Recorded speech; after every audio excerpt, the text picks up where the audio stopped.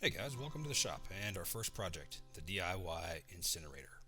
This is an orientation segment to get everyone lined out on what we're up to with this project. The plan is to make a lid for a standard 55-gallon steel drum that will turn it into a forced air incinerator. The basic parts will be a pair of 24-inch steel discs with 6-inch holes cut in the center, and then welded to a piece of 6-inch tubing. The discs will in turn have a 6-inch piece of flat stock wrapped around and welded in place, closing up the air chamber. The bottom disc will have a pair of holes for the air to enter the burn chamber.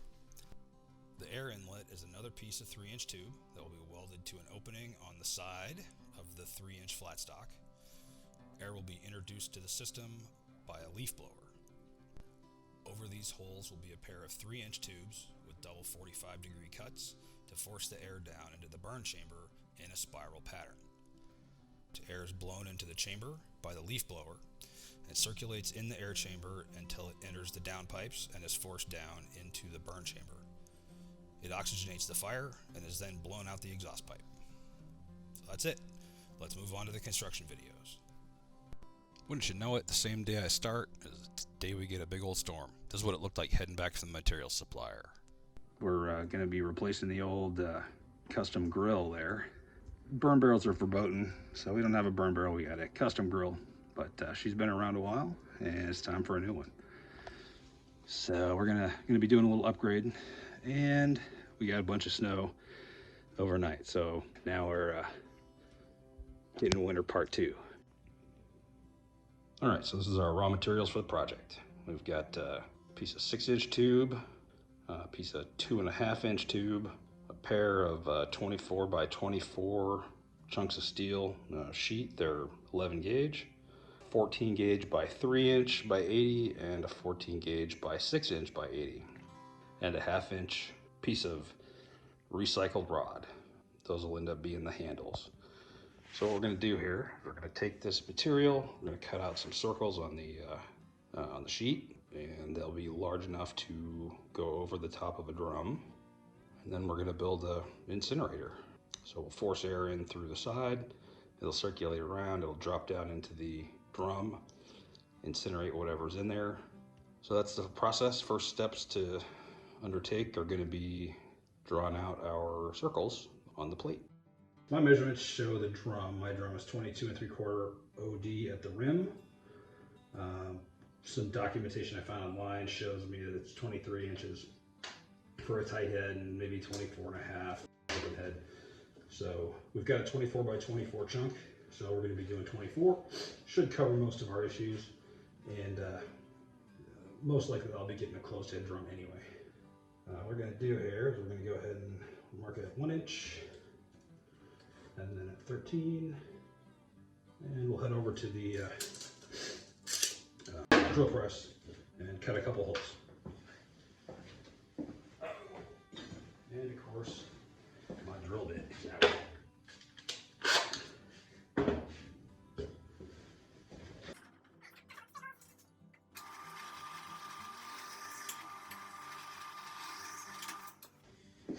All right. Thanks for your patience, guys. I'm working on getting a tripod. Until that happens,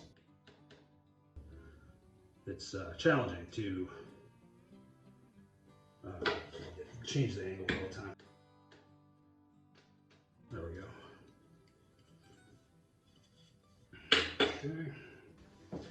All right, so let's see how this guy does here.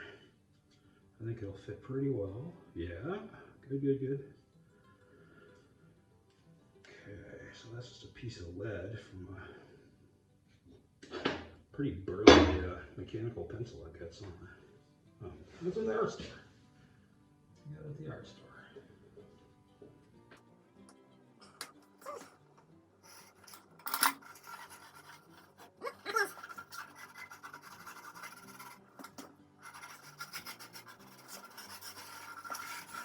I think probably the easiest way to do this is to use my soapstone, and we'll just use that for its white marking. So what I'm going to do to make that happen is I'm going to chop off this chunk of wood, and I'm going to hone, refile, reshape the end of my soapstone here so that it runs a little flush up against the wood. And we'll try that again with a different marking device.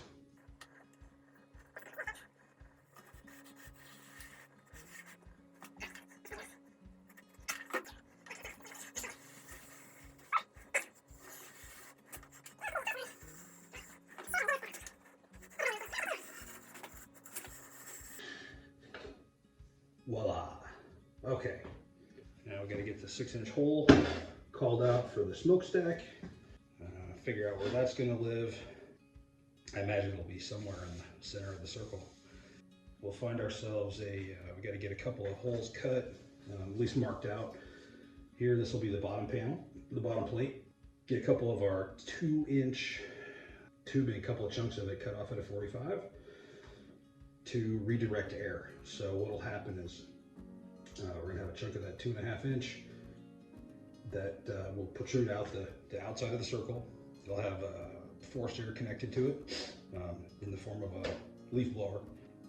It'll blow air in, and then the 2.5 inch chopped off at a 45 will catch it like a scoop, the air, and drive it down into the drum, efficiently burning all of our crap. So still it comes down.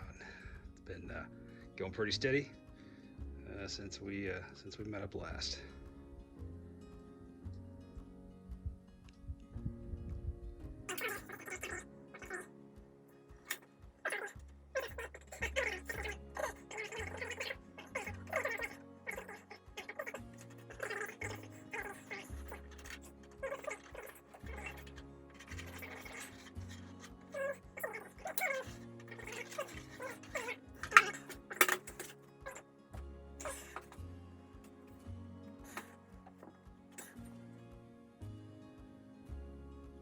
Okay, good enough. As always, not building the piano. My piano.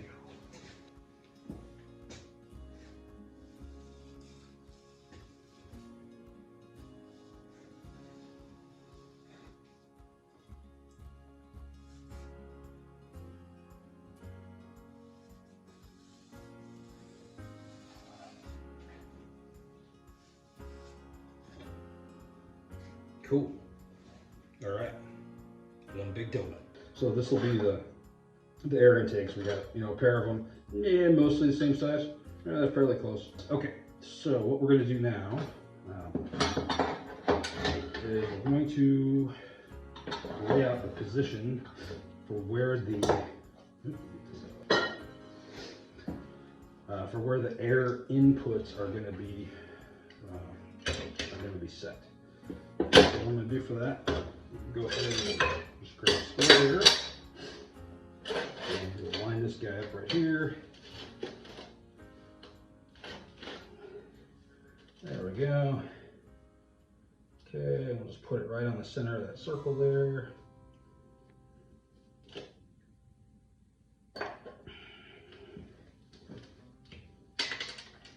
And we'll make a little bit of a line there. Here. Okay, should be good. These guys will go something about like so. Yeah, looks good.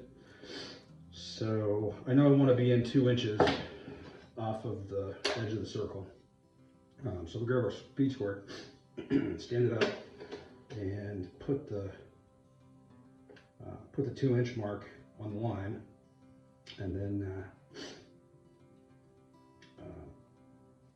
press the air inlet up next to it tight, and then we just kind of work our way around. And as we work our way around, so long as we keep the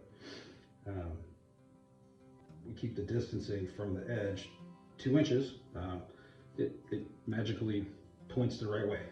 In any case, what we're going to do now is we're going to repeat that process on this side, and we're going to go ahead and draw around that air inlet so that we'll know what to cut.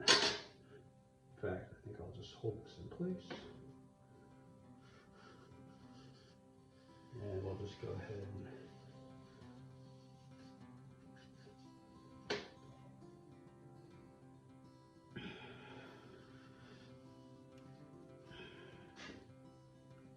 now it occurs to me that I probably don't necessarily, I want to cut the outside. I probably want to cut to the inside. So we'll go around there, and there we go.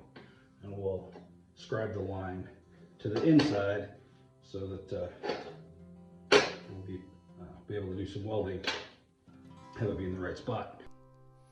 That brings us to the end of the first installment of the DIY Incinerator. For those of you who are still awake, thanks for watching. And if you enjoyed the video, well, you know what to do.